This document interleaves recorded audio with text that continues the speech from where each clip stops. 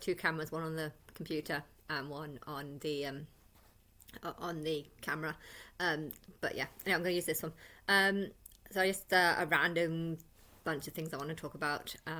If I were living in LA and if I was happy and if I had money, what I would do is, instead of, because you know how like a lot of celebrities are donating like £100,000 to like a charity to help people and stuff. I think instead of doing that, because I wouldn't actually know like where it's really going. Instead of doing that, I think I would, if I were there, I would probably just hire like 500 cleaners and say, right, for 1 month, I'm going to give you this much money, and I can give it to you per day if you want. A lot of these people might even be people who have lost houses or something, and so what I would do is I'd find a bunch of people. I'd try and work out how much money, but I would probably want to donate. I would donate something if I had money. I would actually organize a team of people, and then I would put like letters in front of all the plots that have lost houses, and say, and maybe put signs up on posts or something saying, if you want a free cleanup team, there's going to be something on offer. I suppose if the government want to do this might be an idea that I would suggest, which is just to have someone go in there, clean up all the ash. It's not good to breathe in all this ash, and therefore if you can get someone to like clean up the ash, help with the air, and it would also kind of motivate people to want to build.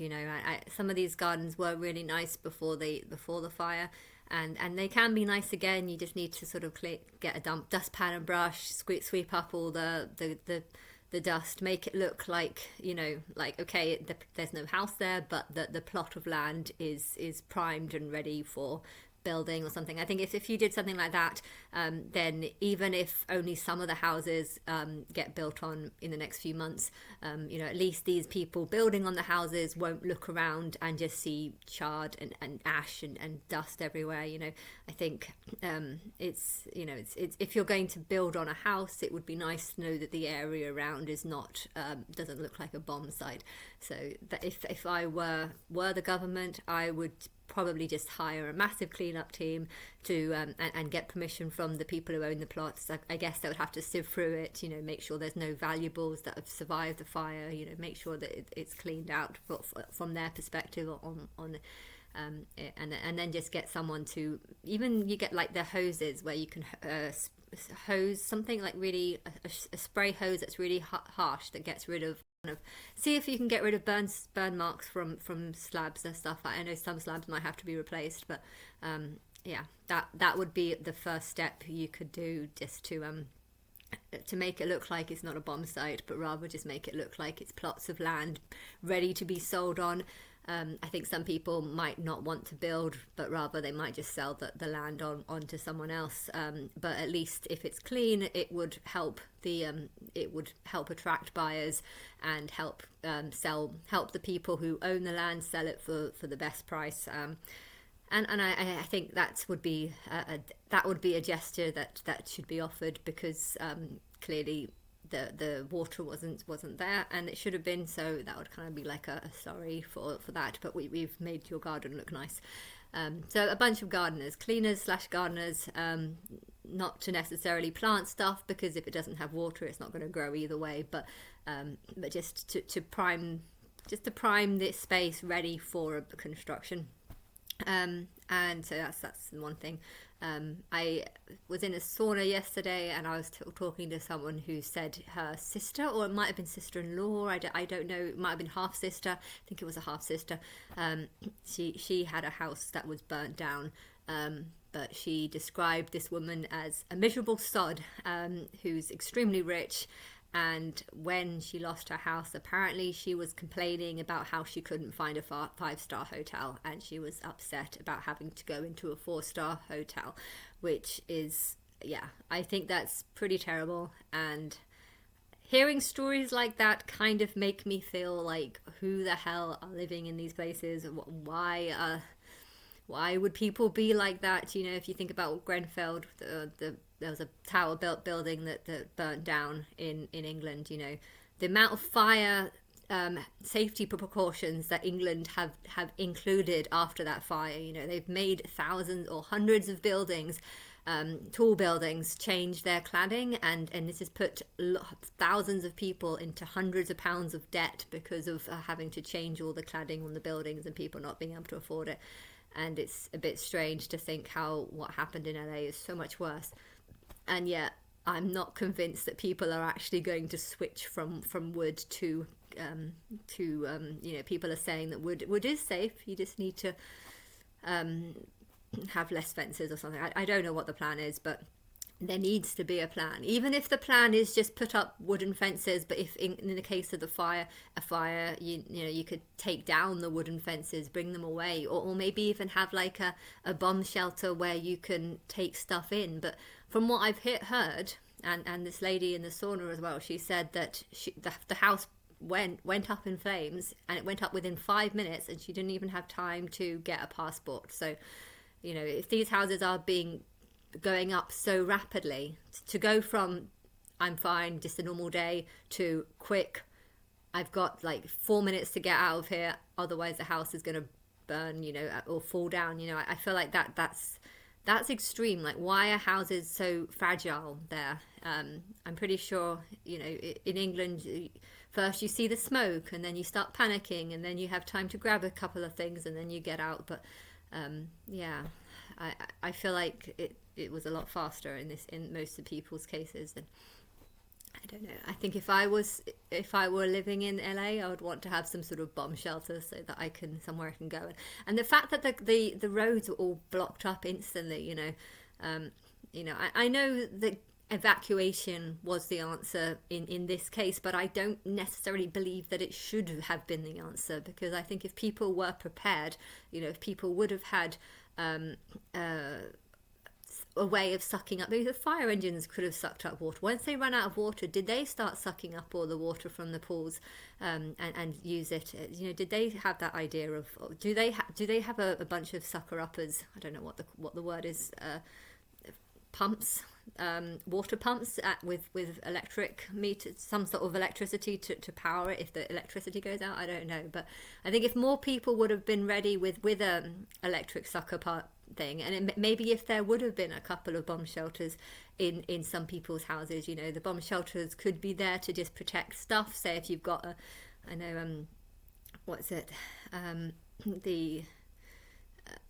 that producer had a 16th century book, an old 16th century book or something like that, you know, if they would have had some sort of underground safe, fireproof safe, you know, and kept valuables like that in a sort of underground safe, things like that might be protected from a fire or something. But I don't know.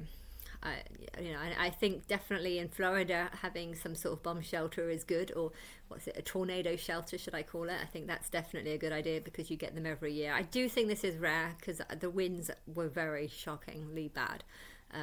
But yeah, I think it's kind of cool though, the idea of having some sort of bomb shelter, or you could call it a fire safe house or something. I think the idea of having one, even if it's just to like chill out in every now and then, I think I think I like the sound of having one. But yes, and another thing I want to talk about is today.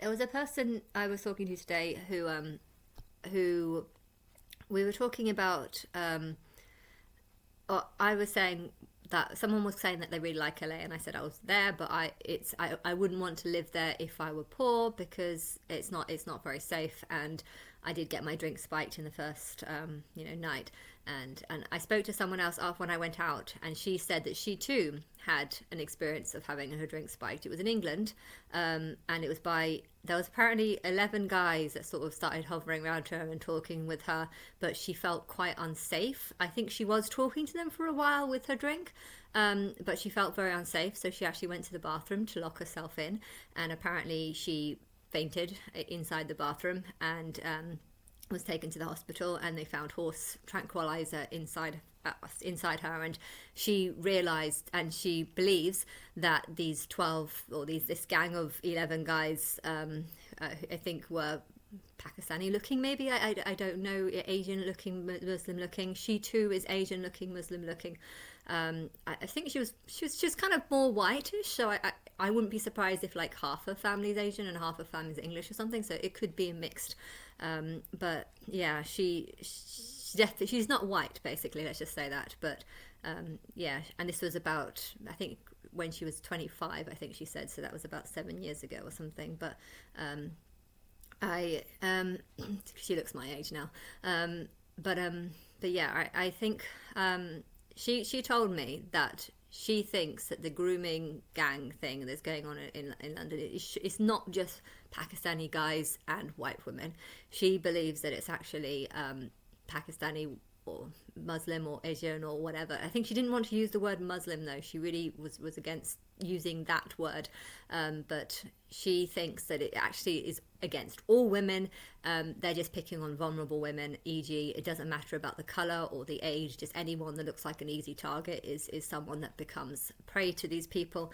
And she thinks though, but because Muslim women don't like to expose it because it's a shame to their family, you know, if you get R-worded by a bunch of people, it could actually mean that you're no longer marriageable, or that you're no longer worthy or something like that. And so she thinks that this case of gang grooming might actually happen to a lot of Muslim people or a lot of Asian people as well as white people, a lot of white women or women. She thinks it happens, and maybe even men as well, I don't know, but she thinks it happens to a lot. But because of the shame that Muslim or Asian people feel, it might not get exposed much. So I think there's truth in that. You know, I think it's not necessarily attack on white people specifically. I think it could just be attack on anyone that seems vulnerable, anyone that seems willing to believe that these people are, you know, they're all okay and normal when it's not going to end up being that way. And I think, when I'm God, I will definitely encourage people that Islam teaches the wrong things, and you shouldn't be ashamed of being for being a victim, and it doesn't mean you're non-marriageable or anything. It just means that you need to report it. You know, you need to report these things, otherwise it's not believable. I think if people don't report it, it is unbelievable. But if the reason why they don't report it is because they're from a Muslim background or an Asian background, you know, I think it could be a believable story that they didn't report it for that reason. But I think that's a shame. I think it's their religion cursing the people, and it's a type of punishment for them. You know, your religion teaches you that you have to be shameful feel ashamed to be a victim and have had this happen to you, and it's a sick thing. And you know, I did question this woman about I subtly hinted that maybe this happens to 12-year-olds kids because Muhammad dated a kid, and she was kind of like, oh no, it's very, very different. Muhammad married, and it was very common back then. I know. And I was just like, but because it was common back then, and people thought he was sort of an example for how people should be, they might think it's common now and it should be normalized now. And she was just like, no, that's not it. And then I was kind of like, and then she said it's different because rape and marriage are two different things, even if it's a 6-year-old. Rape and marriage are two different things, even if you're marrying a 6-year-old. That's not my rules, but anyway, I didn't say that because I didn't want to aggravate her. But I did say, what about war brides? You know, Muhammad promoted war brides. Would you really consider a war bride? She said, what do you mean by a war bride? Well, you know, when a war has happened, apparently you can choose the wife that you want, and you can take them for yourself. And then you could see that she was getting kind of angry at that question. And then she kind of revealed to me, and I told her, you know, it's a choice. But you can't choose where you're born or what family you're born into, but you can choose your religion. And then she kind of, she's just like, I don't know what you mean. No, I didn't choose Islam. Islam chose me. And then she started saying Islam is a beautiful religion. And I was kind of like, can you explain to me? Like, if you're to promote Islam, how would you say Islam was beautiful? And she was just like, Islam is not to be promoted. Islam just is, and it's just how it is, and it's just the truth, and it's just life, and I it's not for me to promote It's for you to see the beauty in it without me promoting, because it's too beautiful to promote. I was like, okay, well, if you were to give me reasons why I should become a Muslim, what is that? And she just, I don't know, she couldn't say anything. She was just like, you just need to find it yourself and see the beauty in it. And then that was pretty much it. And it's just, and then she said she knew it was for her, because apparently somewhere in it says that if a dog licks a leg, and you must wash it with water. Muhammad said you must wash your leg with water 7 times, and then you must get mud and put it on your legs where he licked, and it will be clean. And I'm actually thinking, yeah, if you just wash your leg 7 times and stuck mud all over it, you've actually just made it dirty because it's got mud all over it. But then she was like, but the scientist said that if a dog licks your leg and you wash it with water, the saliva is still there, and it's only if you put mud on it does it actually get clean. So he was right, and he knew something that they didn't know back then. I was like, well, I didn't say this because I didn't want to get into an argument, and I felt like it was heading that way, because she was very strongly Muslim. But yeah, I was just like, people have been cleaning themselves using mud baths since the Egyptian times, so I don't think that Muhammad was prophesying stuff. I don't think it means anything, but that was her proof that Islam was real. There's some stupid thing about a dog licking your leg and you having to wash it with water 7 times and then putting mud all over it. I mean, and that was her excuse for why she chose Islam, and I don't understand it. I don't understand Islam, and I was being kind to her and being polite to her. She seemed like a nice person, but I'm there's so many things in Islam that I don't agree with, and for her to just see it as a beautiful religion, what about the female oppression, wearing horrible clothing, and the fact that I am God, and I don't agree with anything, and I don't believe they know anything about me, and okay, there might be a couple of things that are true in it, but that's about it. When it comes to me, nothing's true. And I want to tell Islam this, I want to tell Muslims this, but I know that they're going to get argumentative. They're going to be like, no, you're wrong, this is not the truth. Islam is a beautiful religion. Why? Because you need to seek the beauty in it. Why? That's not, no. What? Because Muhammad said if a dog licks your leg, you wash it with water 7 times and stick mud all over it, and that's how you clean it. Look, you use soap, that's what you do, you idiot. But yeah, I'm just, I need a group of people that are on my side, and I would want a bunch of Muslims to see the evidence that points to me being God.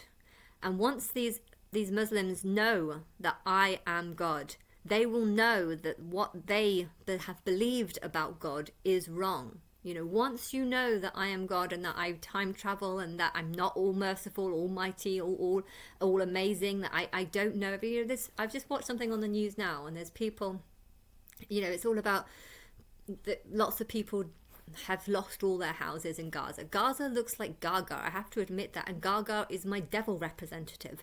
So I mean that in itself is a sign that there's something evil there. Gaga represents the devil, and Gaza looks like Gaga, and she was famous way before I knew that any of this was going to happen or anything. But Muslims are not on my side. They're I saw this woman who said that she's got 4 boys, and she had, a month ago she had a baby, a girl, and she was so happy, and she was thanking God so much for this. Thank you for this baby, you've given me exactly what I want. And do you know what I was watching? I was watching it thinking, well, this war has been going on for over a year now, so why are you getting pregnant? I don't think it's a good idea to get pregnant when you're in the middle of a war, when you've got all these problems going on, when you've got 7 other kids to look after.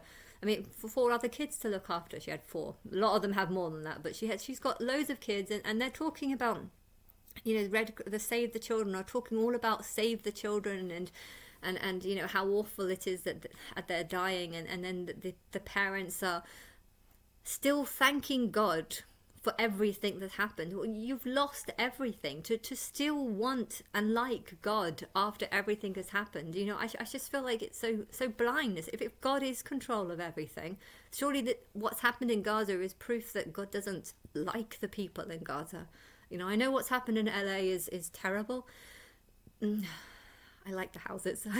Some of the people there I don't necessarily like. So it's not exactly like I don't know who they are. I don't know who's lost a house, and loads of people have. But it's, the houses looked nice, and the gardens and the pretty, and like there was a lot of greenery there, which sometimes there's, in some places in LA it's not that green, and so it was it's a shame. But you know, I'd love to have interviews, and I would love to have interviews with the Save the Children, the people who run the Save the Children. And if I told them I'm God, and these people think that, a lot of these people believe that you should, you know, kill the non-believers, and well, I'm God, and they don't believe in me. They believe in a God that loves them, that's joyful when they start giving birth to kids in a war-torn, you know, area.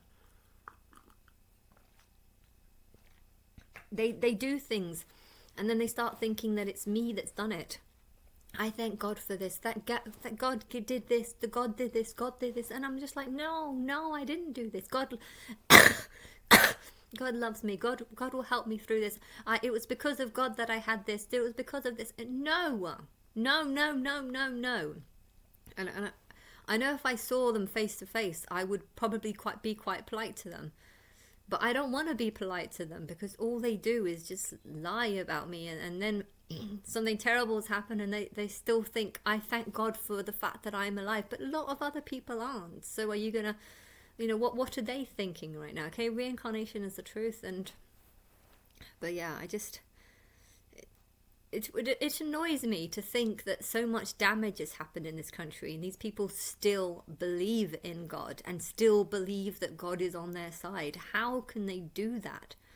You know, I would love to talk to the Save the Children, and if I told them that I'm God and I can't manage and I can't raise up this many people, and I don't want you to save the children, there's too many of them and I can't do it, and they're not believing the right things, and they're not supporting me, and they're not on my side, and they're not promoting me, and if I try to tell them this, they would just get angry at me. You know, if I told them that Islam is not a beautiful religion, it's a religion that keeps women in oppression, and it teaches just lots and lots of lies about me, and okay, there might be a couple of things that are correct, and they use that as evidence that the whole of the Quran is correct, when it's not. The Quran is not my book. The Quran is not my speech. It's not what I'm saying. Muhammad is not my guy. And I don't think it's a beautiful religion, and I don't like the clothing, and I don't like so many things in Islam, and okay, there's loads of things I don't like in Christianity as well, but it's not as bad as Islam. It's not. And you know, I would love to have an interview with Save the Children. You know, I am God, and I don't mind taking responsibility for what's happened in Gaza, because I don't feel like these people are helping me. I feel like they're trying to kill me by promoting a God that is not me. You know, a lot of these people think that it's fine for God to kill the unbeliever. And well, I don't believe these are believers. So what would the Red Cross people say? What would Save the Children tell me when I tell them that these children were probably people that were adults in their past life, and they're now living their second life as a human, and they probably supported Islam, even though it's got very little truth to it. You know, there might be some truth. I'm not saying that there's no truth. I'm just saying when it comes to me and how I feel and what I think, and the fact that I think it's terrible to even attempt to have a kid when your country is in war and in damage. You know, it's, you know, I think it's different if you've got a nice house, if your land is okay and stuff. And I guess if you didn't know the war was going to happen, but yeah, have an abortion. I support abortion, and then they don't. So, and instead of promoting abortion, they'll have the kid and think that I wanted them to do that. I think that I allowed it to happen because that's how powerful I am, and it's not the truth. They're not they're not worshipping the truth, and it's annoying. And so when people come to talk to me, I want to feel like I've got a group of people supporting me. And then I want to have lots of interviews with not just Christians, but a lot of people. I think, what other people do I want to talk to? I'd like to talk to mental health professions as well, because there's plenty of mental health professions that might think that I'm mad. You know, I had someone call about me getting a COVID jab, and apparently I'm eligible for a free COVID jab because, well, I don't know, but I said it's probably because I've been written down as someone who suffers from depression, and she was just like, oh yeah, a mental illness. And I was like, well, no, I don't have a mental illness. I think everyone else has the mental illness for not seeing the truth about how horrible this world is. But yeah, it kind of made me realize that what I'm going through would be seen as a mental health condition. That it's not me seeing the truth, but it's me making up lies in my head, and that really annoys me. So I would love to talk to a bunch of psychologists and people who believe that they can tell the difference between an insane person and you know, someone with mental health difficulties and someone that's just gone through a bad time and has negative opinions because of it. You know, I'd love to speak to those, and I'd love to tell them that I'm God. And I'd love for them to do a report afterwards on what they think of me. You know, do they think that I'm a crazy person? Because if they do think that I'm a crazy person, then I don't think they have the ability to work out what a crazy person is. You know, there's a lot of mental health people that just don't seem to understand mental illness. They don't seem to understand that if you've gone through a horrible life, have a horrible family, don't enjoy being alive, then you're going to have a huge amount of depression. Now, is this a mental illness? No, it's not a mental illness. This is people that have gone through a horrible life and now want to die because they've had a horrible life and they don't see the point in living. But a mental illness is where there's something wrong with your brain. That is where you can't produce certain chemicals. That is where you can't control your brain. You can't control your thoughts. You can't tell the difference between truth and lies. So it's being depressed and actually having a mental illness. These are two different things, and anyone who would think that they're the same is not worthy to be in the position of being able to judge whether someone has a mental illness or not. And so I'd love to have lots of conversations with people who work in the mental illness profession, and I'm going to tell them that I'm God. I'm going to tell them how I made the world. And then I want them to write a report on me, and they think they'll be judging me when really I'm going to be judging them. And I'd love to do that before anyone finds out who I'm God, before I start getting any fame.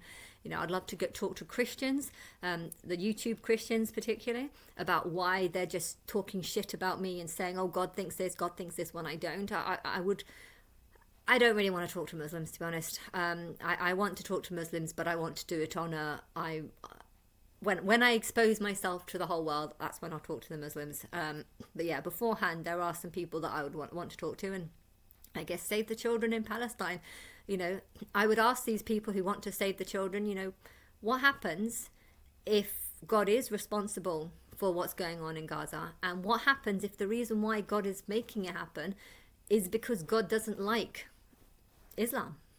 You know, if Islam is an inverted religion, a religion that is against God, a religion designed for people who want to kill God because they don't see any truth in the type of God that I actually am, and they only want to believe in a false God. You know, if that is what the purpose of Islam is for, you know, it's not a beautiful religion. It's about taking people that have sick beliefs and promote ward brides and separation and division between the sexes, and you know, it's to think that Islam is a beautiful religion. It's annoying, and I don't like it because it's not a beautiful religion. It's disgusting. I think there's so many horrible things in it, and to not see that, you know, what is wrong with you? You know, what is wrong with you? And I want to anger the Muslims in a way, because I am God, and their religion is supposed to all be about serving God, but it doesn't serve God. It's inverted, and therefore I would need to be in a hiding place. I would need to be in a location that no one knows, And I don't want to feel like I have to be nice to them just because they're going to be angry at me for what I say. You know, I shouldn't have to feel that way. I am God. I shouldn't have to feel like I have to say things just to please them. I'm not here to please them.